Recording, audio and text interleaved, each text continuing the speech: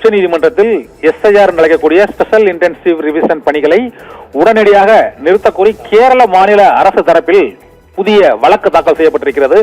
இந்த வழக்கில் உள்ளாட்சி தேர்தல் பணிகள் நடைபெற இருப்பதால் 2 பணிகளையும் ஒரே நேரத்தில் செய்ய முடியாது என்பதாலும் BLO என்று அழைக்கக்கூடிய பூத் லெவல் ஆபீசரில் ஒருவர் கேரளாவில் தற்கொலை செய்து கொண்டிருக்கிறார். இதுபோல பல மாநிலங்களிலும் கூடுதல் பணிச்சுமையால் அவர்கள் பாதிக்கப்பட்டு வருகிறார்கள் என்பதால் எஸ்ஐஆர் அழைக்கக்கூடிய சார் பணிகளை உடனடியாக நிறுத்த வேண்டும் என்று கேரள மாநில அரசு தரப்பில் உச்சநீதிமன்றத்தில் வழக்கு தொடரப்பட்டிருக்கிறது. நேற்று இந்திய யூனியன் முஸ்லிம் கட்சியின் சார்பாகவும் உச்சநீதிமன்றத்தில் இதே எஸ்ஐஆர் திட்டப்பணிகளை நிறுத்த வேண்டும் உடனடியாக கேரளாவில் என்று வழக்கு தொடரப்பட்ட நிலையில் ஒரு தற்கொலை மற்றும் உள்ளாட்சி தேர்தல் பணிகள் ஆகிய 2 பணிகளும் 2 காரணங்களுக்காக எஸ்ஐஆர் திட்டப்பணிகளை கேரளாவில் மேற்கொள்வதை உடனடியாக நிறுத்த வேண்டும் என்றும் தேர்தல் ஆணையம் இது குறித்து பதிலளிக்க வேண்டும் என்றும் கேரள மாநில அரசு தரப்பில் உச்சநீதிமன்றத்தில் தாக்கல் செய்யப்பட்ட அந்த மனுவில் கோரப்பட்டிருக்கிறது.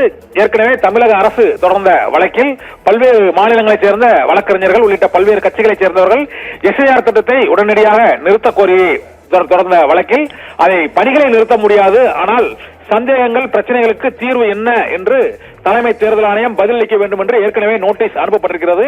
இந்நிலையில் கூடுதலாக கேரள மாநில அரசும் இப்போதைக்கு அங்கு எஸ்ஐஆர் பணிகளை நடத்த இயலாது.